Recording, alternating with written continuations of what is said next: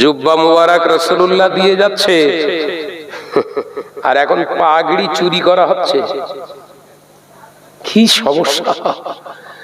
কথাটা আমি বলতে চাইনি ভাইজান। পীরজাদা বাংলা আসামের হাজী মুফতি আজম আব্বাজান মেজলা হুজুর পীরি কেবলা রহমাতুল্লাহ আলাইহির ছোট সাহেবজাদা পীর আল্লামা নুরুদ্দিন সিদ্দিকী রহমাতুল্লাহ আলাইহির ছোট সাহেবজাদা পীরজাদা আলহাজ হযরত মাওলানা ভাইজান মিনহাজ উদ্দিন সিদ্দিকী ভাইজান হুজুর কেবলা আমাকে ফোন করে বললেন, মুয়াজ্জিন সাহেব, আমাকে মুয়াজ্জিন বলে সবাই ডাকেন। কবে থেকে? হুজুর কেবলা হায়াতে থাকা অবস্থায় মাটির মসজিদে মুয়াজ্জিন বানিয়েছিলেন। কে? মেজলা হুজুর পীর কেবলা রহমাতুল্লাহ আলাইহি। সেই থেকে আজও দরবারের ভাইজান হুজুর কেবলারা সকলে আমাকে কি বলে ডাকে? মুয়াজ্জিন সাহেব বলে ডাকে। বাবাজি পানি রয়েছে? জি জি নিয়ে চলে যান। কি বলে ডাকে? মুয়াজ্জিন সাহেব। জি মুয়াজ্জিন সাহেব। এই মুয়াজ্জিনকে তারা সেই মুয়াজ্জিন বলেইছেন, এখনো তারা ডাকেন আমাকে। দরবারে গেলে ভাইজান হুজুর কেবলা, এই মুয়াজ্জিন সাহেব চলে এসেছে, চলে এসো চলে এসো, বসো। কাছে বসিয়ে গল্প করে, মহব্বত আছে। আমার নজনের যুবকেরা, তো উনি আমায় ফোন করে বললেন, মুয়াজ্জিন ভাই, একটা সমস্যা হচ্ছে সমাজে প্রচুর। কি? আমার শ্বশুর আব্বা, তার মানে পীর আল্লামা শাহ সুফি আবু ইব্রাহিম সিদ্দিকী রাহমাতুল্লাহি আলাইহি বড় হুজুর পীর কেবলা মেজর সাহেবজাদা, ওনার মাথার পাগড়ি, মানে উনি বলছেন, উনি হচ্ছে ছোট জামাতা তো ওনার, উনি বলছে আমার শ্বশুর আব্বা কাউকে পাগড়ি দিয়ে যায়নি। প্রচার হচ্ছে কোন মলি সাহেবের নাকি পাগড়ি দিয়েছে, প্রচার হচ্ছে। তা আপনি স্টেজে যেহেতু আজকে যাচ্ছেন, বলবেন আমার নাম করে যে পাগড়িটা দেয়া হয়নি, বরঞ্চ চুরি করা হয়েছে। এবার কি করবেন আপনি? কথাটা আমার, কথা বলছেন এখানে। আমি ভেরিফাই করলাম আরো দুজনকে, দরবারের মানুষকে, তারা বলল না ভাইজান যেটা বলেছে ওটা ঠিক, চা জান দিয়ে যায় না। তা আমি বলেছি, হ্যাঁ ভাই, আমি তো নাম মেনশন করে বলিনি, বলেছি অমুক ব্যক্তি অমুক মলি সাহেব পাগড়ি চুরি করেছে, এরকম বলেছি? আমি শুধু বললুম যে পাগড়িটা নিয়ে পীরত্ব ফলানো হচ্ছে, ওই পাগড়িটা আসলেই চুরি করা, হুজুর কেবলা দিয়ে যায়নি। তোলপাড় হয়ে যাচ্ছে, শাহনাজ আমার কাছে চোর বলেছে। শেষে মন্দিরের কলা চুরি করার ব্যাপার হয়ে গেছে না এটা? কথা বলছেন না কেন? কিরকম হয়ে গেছে বলেন? মন্দিরে কে না আমি কলা চুরি করি? আরে ভাই, তোর নাম বলনি, তুই গায়ে পেতে দিচ্ছিস কেন? আমি তোকে চোর বলেছি? আপনারা দেখেছেন ভাইরা, কোন এক ভাইজান আমাকে নাম ধরে জেনাখোর বলেছে না? আমি গায়ে কিন্তু পেতে লেইনি, কারণ আমি ও কাজের কাজী না। তুই আমার যতই বলিস আমি কিচ্ছু বলবো না। বল না, প্রতিবাদ করতে দেখেছেন? কথা বলছেন না কেন? কিছু বলেছি? কিচ্ছু বলিনি। যা ইচ্ছা বলেন, কিচ্ছু নেই। আর করিনি বলে, কৈফিয়ত দেবেন আপনি। কথা বলছেন ঠিক না ভুল জোরে বলে আমার নওজওয়ান যুবকেরা। তাহলে আপনি যদি চুরি না করেন, আপনি কেন আর স্টেজে বলতে যাবেন কেন? কথা ঠিক না ভুল জোরে বলে আমার নওজওয়ান যুবকেরা। তাই আজকে সমাজে আমি বোঝাতে চেয়েছিলাম, রাসূলুল্লাহ নিজের জুব্বা মোবারক দিয়ে যাচ্ছেন সাহাবীদের হাতে, দায়িত্ব দিয়ে এটা পৌঁছে দিও, ওয়াইস আল কারনিকে পৌঁছে দিও, কারণ সে আমাকে মহব্বত করে। একবার জোরে বলুন না, এই জোরে হবে না? তাই আমি তাকে দিয়ে গেলাম। রাসূল পাক সাল্লাল্লাহু আলাইহি ওয়াসাল্লামের জান ইতিহাস, লাইফ হিস্টরি দেখলে আমাদের জিন্দেগিটা তৈরি করতে ইচ্ছা যায়। ভাইরা আমার নওজওয়ান যুবকেরা, হযরত ওয়াইস আল কারনি হুজুরকে যেই বললেন, আপনার নসিব তো অনেক বড়, যেটা আমরা পাইনি আপনি পাচ্ছেন। আমরা সাহাবী হয়েও যেটা রাসূলুল্লাহর কাছ থেকে পাইনি, আপনি সাহাবী না হয়েও রাসূলুল্লাহকে সাক্ষাৎ না করেও আপনি সেটা পেলেন। আপনার তাকদীর তো আল্লাহ বুলান্দ করে দিয়েছে। একবার জোরে বলো, বলে হবে না? আল্লাহ নবী, দয়ার নবী, রাহমাতাল লিল আলামিন আপনার জুব্বা মোবারক দিয়ে গিয়েছে। ও ভাইসাল কারনি, আপনাকে জুব্বা মোবারক দিয়ে গেছে। আল্লাহ নবী তার নবীর সাহাবীরা দাঁড়িয়ে রইলেন, ঝরঝর ঝরঝর করে কাঁদতে লাগলেন। পাগড়ি মোবারকটা হুজুরের জুব্বা মোবারকটা মুখে জড়িয়ে ধরে চুমাকে চোখে বুলিয়ে ঝরঝর ঝরঝর করে কাঁদতে লাগলেন। হযরত ওয়াইস আল-কারনী রাদিয়াল্লাহু তাআলা আনহু কেঁদে জারগার হয়ে যেতে লাগলেন। আল্লাহর নবী সাহাবীরা বললেন, ও ভাই ওয়াইস আল-কারনী, কাঁদবেন না, আপনি দয়া করে একবার বলুন রাসূল পাক হায়াতে থাকা অবস্থায় আপনি কেন মদিনায় এলেন না? আপনি কেন নবীর দরবারে এলেন না? আল্লাহ নবীর সাক্ষাৎ আপনার নসিবে হয়ে যেত। আল্লাহ নবী সাহাবীর কথা জবাবে বলে, ও নবী পাকের সাহাবীরা, আমি ওয়াইস আল-কারনী যেতে চেয়েছিলাম, বাড়ি থেকে যতবার আমি পা বাড়িয়েছি আমার অন্ধ জনম দুঃখিনী মা পিছন দিক থেকে আওয়াজ দিয়েছে, ও ওয়াইস আল-কারনী, ওয়াইস রে, আমাকে ফেলে যেও না, আমাকে একা ফেলে যেও না, আমি তোমার মা, জনম দুঃখিনী মা, চোখে দেখতে পাই না, আমাকে একা ফেলে যেও না, আমাকে এতিম করে রেখে যেও না। বাবা ওয়াইস আল-কারনী, আমি নামাজ পড়ি, আমার পাক না পাকের ব্যাপার আছে, তুমি যদি এখানে না থাকো আমি নাপাক অবস্থায় পড়ে যাব, আমি নামাজ আর পড়তে পারবো না। বাবা ওয়াইস আল-কারনী, আমাকে ফেলে যেও না। একবার দুবার নয়, আমি 27 বার আমার নবীর দরবারে আমি যাওয়ার চেষ্টা করলাম, আমি যেতে পারলাম না। মা বাপের অবাধ্য হওয়া আল্লাহ কোরআনে হারাম করে দিয়েছে, আল্লাহ কোরআনে জানিয়ে দিয়েছে, ওয়াসাইনাল ইনসানা বিওয়ালিদাইনি ইহসানা। আল্লাহ কোরআনে জানিয়েছে, আয় বান্দা, আয় ছেলেরা, দুনিয়ার জমিনে তোদের পিতা মাতার অবাধ্য তোরা হবি না, বরঞ্চ তাদের সঙ্গে অবিল ওয়ালিদাইনি ইহসানা, তাদের সঙ্গে উত্তম আচরণ কর, তাদের সঙ্গে ইহসান সূচক আচরণ কর, অবাধ্য যেন হোস না। আমি আল্লাহর কোরআনের আমল করতে গিয়ে রাসূলুল্লাহ দিদার আমার নসিবে হলো না। ও নবী পাকের সাহাবীরা, আমি আমার নবীর দরবারে যাবো বলে 27 বার চেষ্টা করলাম, নবীর দরবারে যেতে পারলাম না।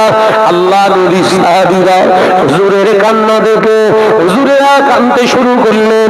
ও ভাই ওয়াইস আল-কারনী, কাঁদবেন না, কাঁদবেন না, একবার দয়া করে বলুন আপনি কি জাদু আমার নবীকে করেছেন?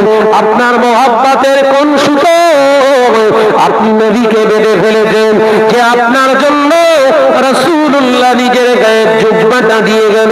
হযরত ওয়াইস আল-কারনী রাদিয়াল্লাহু তাআলা আনহু ওই সময় বলেছিল, ও নবী পাকের সাহাবীরা, আপনারা তো জিহাদের ময়দানে গেছেন, রাসূলুল্লাহর সঙ্গে খানা খেয়েছেন, আল্লাহ নবীর সুন্নাতগুলো আদায় করেছেন, আমি আমার নবীর সুন্নাতগুলো আদায় করেছি, পার্থক্য কোথায় আপনারা দেখতে চান? একবার বলো ও নবী পাকের সাহাবীরা, আপনারা জানেন জঙ্গে খন্দকের ময়দানে পরীক্ষা খনন করার সময় ক্ষুধার জ্বালা সহ্য করতে পারে না, আল্লাহ নবী মুবারক পেট মুবারকেতে পাথর বেঁধেছিলেন। আমি ওয়াইস আল-কারনী শুনেছিলাম আল্লাহ নবী ক্ষুধার তাড়নায় পেটেতে পাথর বেঁধে আছে, খেতে পায় না। আমি ওয়াইস আল-কারনী সেই থেকে আমার নবীর সুন্নাতকে আদায় করার জন্য আজও পর্যন্ত পেটেতে পাথর বেঁধে আছি। একবার জোরে হবে না, একবার জোরে হবে না। ও নবী পাকের সাহাবীরা, আমি ওয়াইস আল-কারনী আমার পেটে পাথর বাঁধা, আমি যখন খেতে বসি আমার মনে পড়ে যায় আমার নবী খেতে পায় না, আমার নবী তার নবী খাবারের অভাবে পেটে পাথর বেঁধেছে, আমি এসাল করিনি, তখন পেট করে খানা খেতে পারি না, আমার বিবেকে বেড়ে যায়, আমি তখন আমার পাথরটা এনে আমার পেটের সঙ্গে আমি বেঁধে রেখে দিই, ক্ষুধার তাড়নাটাকে সহ্য করার জন্য। আমার নবীর সুন্নাত আদৌ আমার কাছে আছে। একবার জোরে হয় না?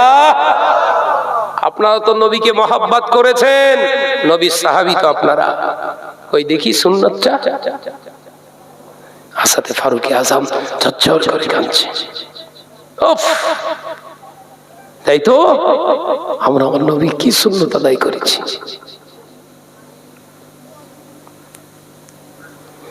এই এমন সুন্নাত আদায় করলাম। মিষ্টি খাওয়া সুন্নত আদায় করেছি, দাড়ি রাখা সুন্নত আদায় করেছি, জুব্বা পরা সুন্নত আদায় করেছি, টুপি পরা সুন্নত আদায় করেছি, দস্তরখানা বিছানো সুন্নত আদায় করেছি, চেটে খাওয়া সুন্নত আদায় করেছি, আঙুল চুষে খাওয়া সুন্নত আদায় করেছি, মিষ্টি খাওয়া সুন্নত আদায় করেছি। ও মুসলমানেরা, মিথ্যা কথা না বলা, পরনিন্দা না করাটাও এটাও তো নবীর সুন্নাত। ৬৩ বছরের জিন্দেগিতে আমার নবী জীবনে কোনোদিন মিথ্যা বলেন না। এত সুন্নত আদায় করলেন, এই সুন্নতটা কবে হবে?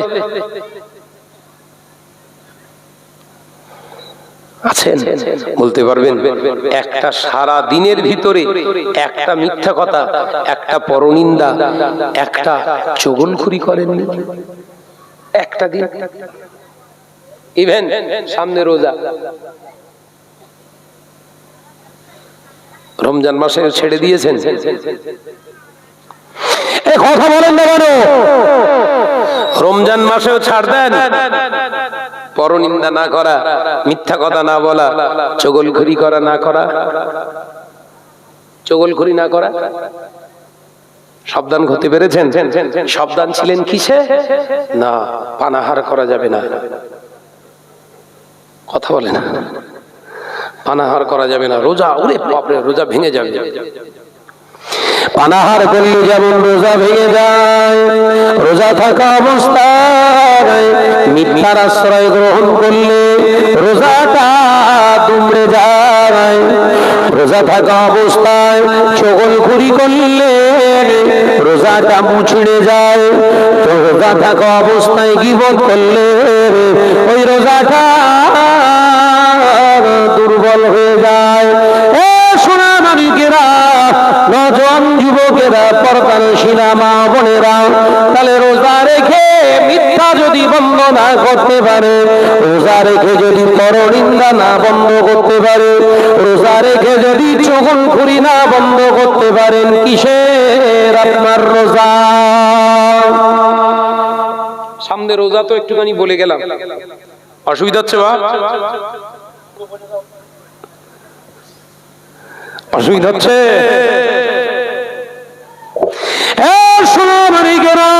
আরো একটা জিনিস সাবধান হয়ে যায়, মাহে রমজান আসছে, মসজিদে মসজিদে ইফতার দেন, মসজিদে মসজিদে ইফতার খাওয়ার আগে চিন্তা করবেন আজকের ইফতার দিয়েছে কে, ওই ব্যক্তিটা সম্পর্কে আপনার ধারণা কি?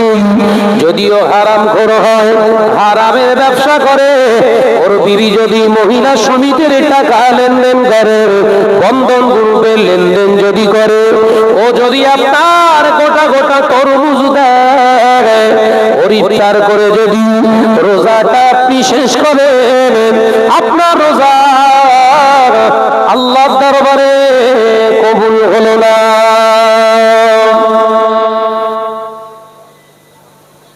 খেয়াল থাকবে বাপ। এবার সব গুজগুজ করতেছ।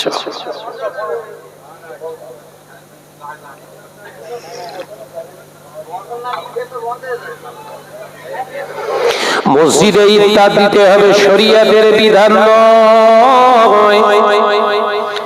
মসজিদে ইফতার করতে হবে, এটা শরীয়তের বিধান নয়।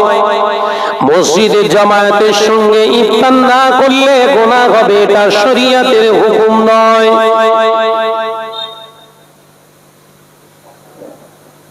মাথায় ঢুকছে? শরীয়তের মাসালা, হারাম করে দেওয়া খাবারটা যদি পড়ে, খাওয়ার সময় বিসমিল্লাহি ওয়া আলা বারাকাতিল্লাহ, সাথে সাথে আপনি বেঈমান। এ মাথায় ঢোকে না ওয়াজ, অসুবিধা হচ্ছে? আজ থেকে 30-35 বছর আগে এলাকায় যখন আমার মুরব্বীরা রোজা রাখতেন, আব্বা জান, চাচা জান, দাদু জানেরা রোজা রাখতেন, ওই 30-36 বছর আগে অত সুন্দর কলা, আপেল, খেজুর, খোরমা দিয়ে করতে পারতেন না। তারা এক মুষ্টি চাল ঘর থেকে ওই কাঁচা চাল হাতে নিয়ে বিসমিল্লাহি ওয়া আলা বারাকাতিল্লাহ বলে গালে ফেলে দিতেন। চিবিয়ে চিবিয়ে চিবিয়ে চিবিয়ে আলো পানি দিয়ে ইফতার করেছে। ওই রোজাটা রমজান মাসে শয়নে স্বপনে রাসূলুল্লাহর দিদার নসিব হয়ে গেছে। একবার জোরে হয় না? আমি এই কথা কি ভুল বলে ফেললুম?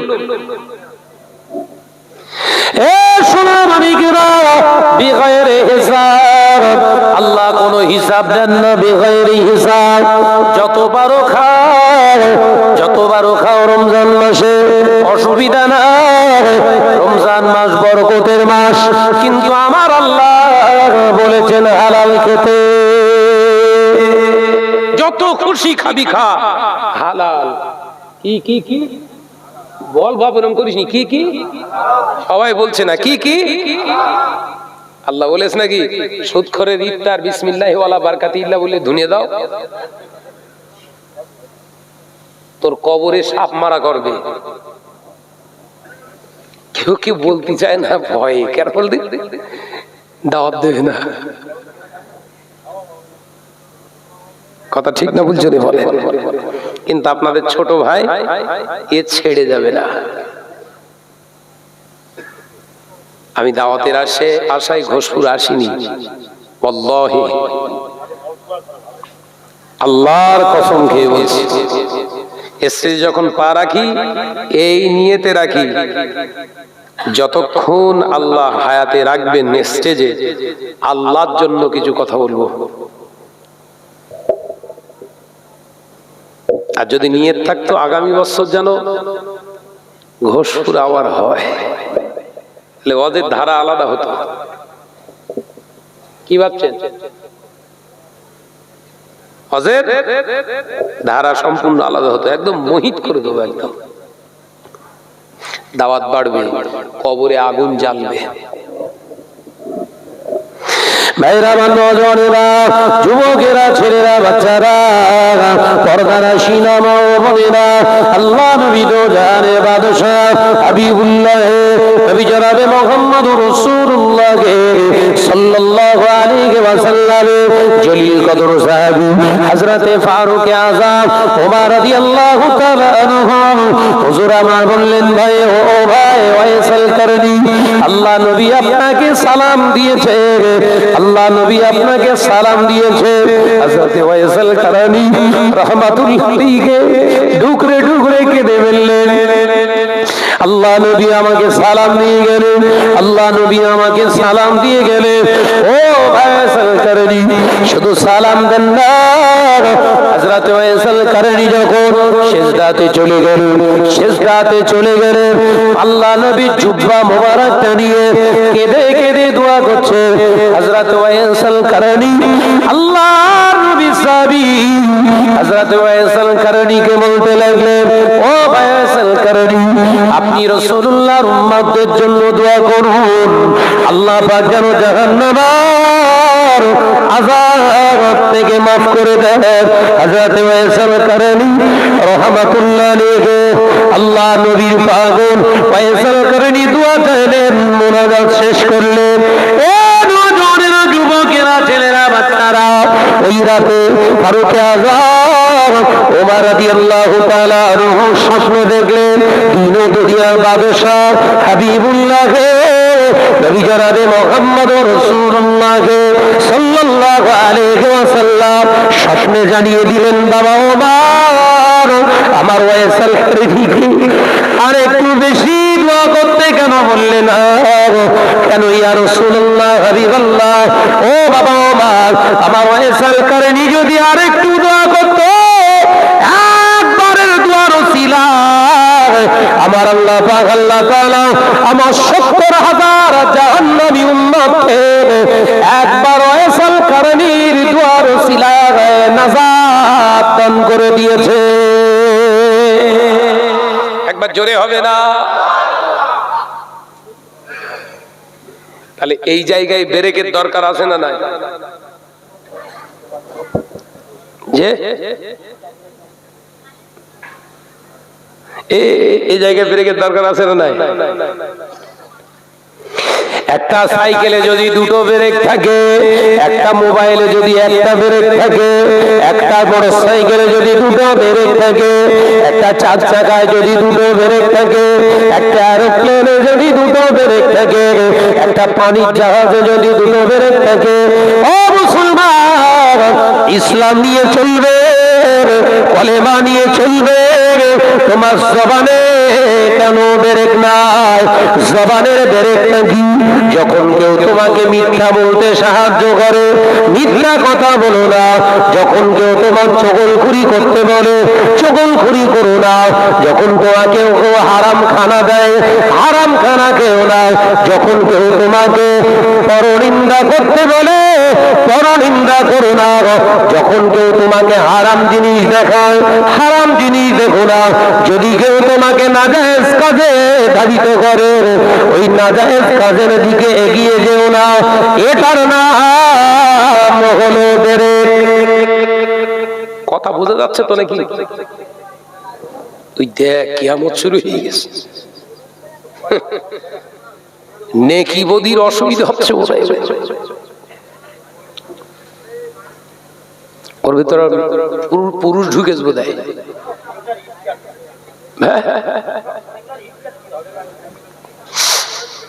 এই মেয়ে ছেলের ভেতরে, মেয়ে লোকের ভিতরে বা ছেলেরা ঢুকেছে কেডা দেখ দি।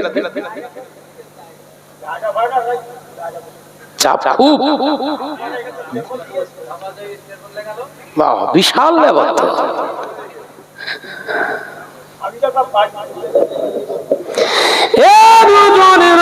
মুরব্বিয়ানগণেরা, ছেলেরা, বাচ্চারা, পর্দানশীনা মা ও বোনেরা, আল্লাহ নবী দোজাহারে বাদশা হাবিবুল্লাহ নবী জনাবে মুহাম্মদুর রাসূলুল্লাহ সাল্লাল্লাহু আলাইহি ওয়াসাল্লাম পাক জবানে জানিয়ে দিলে, ও আমার সাহাবীরা, এমন একটা দিন আসবে, সময় আসবে, যেদিনে দেখতে পাওয়া যাবে আমার উম্মতেরা নামাজ আদায় করবে, আমার উম্মতেরা রোজা আদায় করবে, আমার উম্মতেরা হজ আদায় করবে, আমার উম্মতেরা দাড়ি রাখবে, টুপি পরবে, আমার উম্মতেরা বড় বড় মসজিদ বানাবে, আমার উম্মতেরা জামাতবদ্ধভাবে নামাজ আদায় করবে, মসজিদ ভর্তি মুসল্লি পাওয়া যাবে।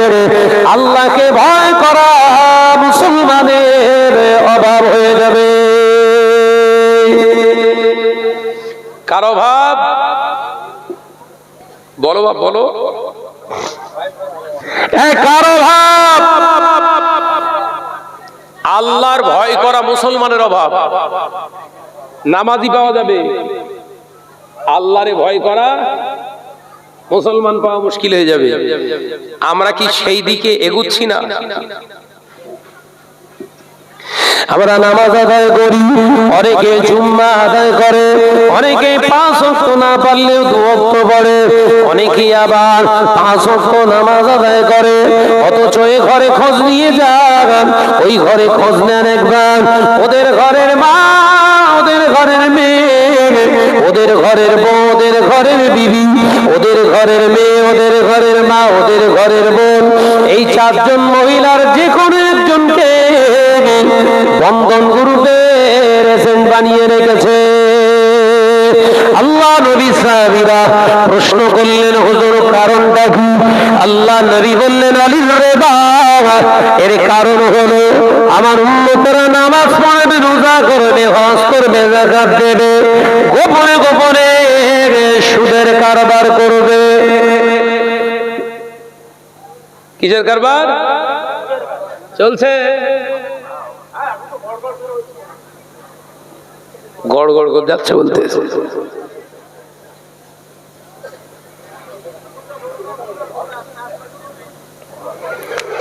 নামাজ আদায় করো, রোজা আদায় করো, হজ করেছো, মুখেতে দাঁড়িয়ে আছে মুসলমান, 5 ওয়াক্ত নামাজ আদায় করো, ঘরের বিবিটাকে নামাজি বানাতে পারলে না। আল্লাহ নবী হাদিস অনুযায়ী আদ-দায়ুসুল আয়াদুল জান্নাহ, দায়ুসেরা কোশ্চিন কালে বেহেশতে যাবে না। ও মুসলমানেরা, ঘরের বিবি যদি জাহান্নামে যায়, তোকে আল্লাহ কোন জান্নাতে দেবে বল?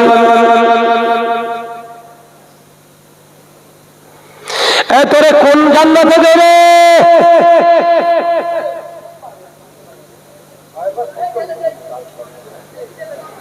নবীর একটা দুটো বিবি নয়, আমাদের আম্মা জানের সংখ্যা ছিল 11 জন। 11 জন আম্মা জান রিদওয়ানুল্লাহি তাআলা আলাইহি আজমাইনগণ হুজুররা ছিলেন। আম্মা জানদের ভিতরে কেউ বেনামাজি ছিলেন না, বেপরোয়া চলাফেরা করতেন না, বেগানা পুরুষদের সঙ্গে অবৈধ কথা বলতেন না। ও পর্দানশীলা বাবা বোনেরা, শুনে রেখে দেন, জেনে রেখে দেন, অনেক ঘরে, আমাদের ঘরের মা বোনেরা, এরা বোরখা পরা শুরু করেছে। বোরখা এরা পরে আল্লাহর ভয়ে নয়, এরা বোরখা পরে এলাকার মানুষ যেন আমার না দেখতে পায়, আমায় যেন না চিনতে পারে। ওই জন্য ঘরের মেয়ে ছেলেগুলা বোরখা পরে পার্কে ঘুরে। কোথায় কোথায় গাল দিচ্ছে, এবার দেখি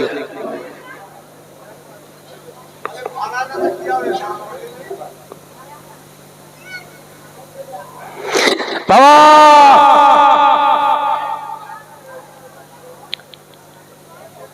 ও পর্দা না জর্দা? কথা বলে না তো। যে ঘরের মেয়েটা বোরখা পরে এই আজকে জলসার বাজারে ঘোরাঘুরি করছিল, পর্দা করেছ না জর্দা? সব চুপ করে সব টেনশনে পড়ে গেছে বোধহয়। জর্দা খেলে একটা খুশবু বেরোয় না? আমি জীবনে খাইনি, তবে যারা খায় কেনা জর্দা, যেগুলো কোটোর, সেন তো ও জিনিস খেলি তো সেন পাওয়া যাবে। চাচা বসে বসে মতিয়ার ধুনতেস বোধহয়।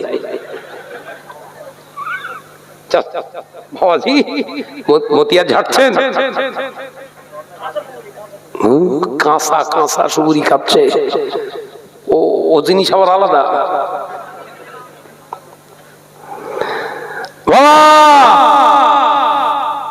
বিশ্বনবী বললেন, বাবা সাহাবীরা সাবধান,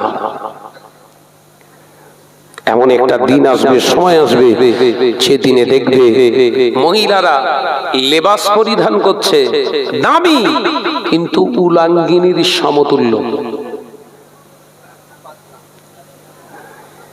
ড্রেসটা হবে কি কম দামি? দামি। একটা বোরখার দাম 2500 টাকা। কত বললো? 2500 টাকার বোরখা, মানে ওর একদম মুড়িয়ে ফেলবে না? তা সে দেখি এই মাথার উপর আবার ফুল দিয়ে রেখে দিয়েছে, তাতে আবার লাইট, অন্ধকার দিয়ে হেঁটে যাচ্ছে, জ্যাকম্যাক করতেছে। কেলো বলতে ছেড়ে দে, কেলো কেলো।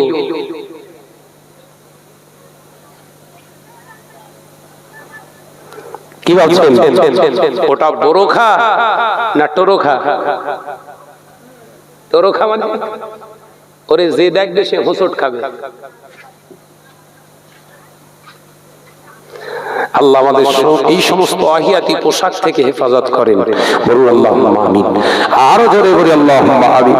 প্রাণ খুলে দরুদ আল্লাহুম্মা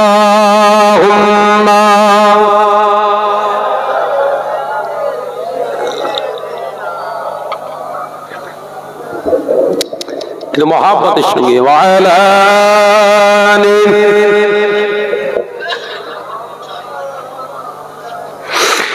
একদিন তোমারই নাম মসজিদে হবে এলান, একদিন তোমারই নাম মসজিদে হবে এলান। তৈরি থেকো, তৈরি রেখো কবরের মান সামান। জোরে হলো কই, আর জোরে হবে না। একদিন তোমারই নাম মসজিদে হবে এলান।